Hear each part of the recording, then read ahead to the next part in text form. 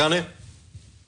Po, gjova dhe kolegun tuaj, dashin tim, ndoshta nuk e keni informacionin e plot me ato informacione që kam unë për rastin e fundit, mos flasim në tema përgjithshme se tashmë. Na i thuaj, lutem, prandaj të ftuam.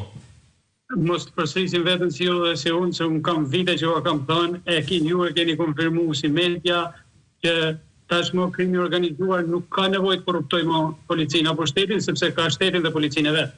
Dhe mos të hyjë në detaje çfarë do të thotë kjo, ju besoj e kuptoni se gjithë shqiptarët e kanë kuptuar dhe e shohin për çdo ditë se funksionon. Po të dalim te rasti i fundit, informacionet e mia janë që ky shtetazi, personazhi i botës krimit, nuk është thjesht i infiltruar, por i katapultuar, nëse mund ta thuaj, në një organ ku do ishte jo thjesht eskort e krimit, por do ishte mbikëqyrës i punëve të krimit që në komplet atë strukturë. Se e them në këtë formë, se të shkosh, jesh në një dokument të AMP-s që detyron gjithë policinë e shtetit të rri gatitur me çfarë si funksionojnë gjërat sot, nuk është thjesht për të marrë një pistolet për të shkruar një element kriminal, siç rëndom ka funksionuar në vendin tonë.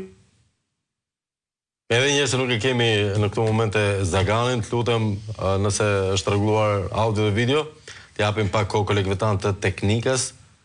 Shteti, krimi ka shtetin e vet. Ai që thon Zagani është, ja se kemi sërish në linjë. Ai që thon Zagani është drejtë, kupton, sepse normalisht me një kart dhe me një Po Zagani.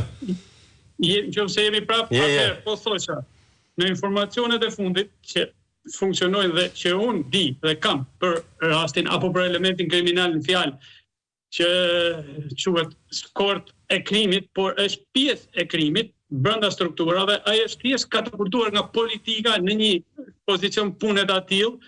Pra nuk është një polic që është korruptuar, është e kundërta. Nuk është e kundërta, është ajo që po flasim që sot krimi organizuar në pikat kyçe ku ka nevojë për të pas në dorë çdo gjë në kontrollin e vet, dërgon njerëzit e vet, me emrim dhe me bekimin e politikës inkriminuar deri në palsmo. Tashmë është ajo që kemi vite që ja themi që funksionon kështu, por rast pas rasti po vërtetohen ato që kemi thënë dhe që po diskutohen qoftë publik, qoftë media, me rastet një pas njerëzve të krimit.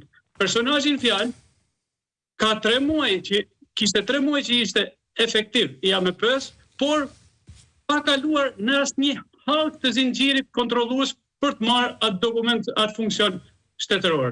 Çfarë do të thotë kjo? Po certifikat në siguri si e ka marrë? Do të thotë që është kalbër e gjithë struktura. Nuk është e vërtetë që ka pas certifikat sigurie.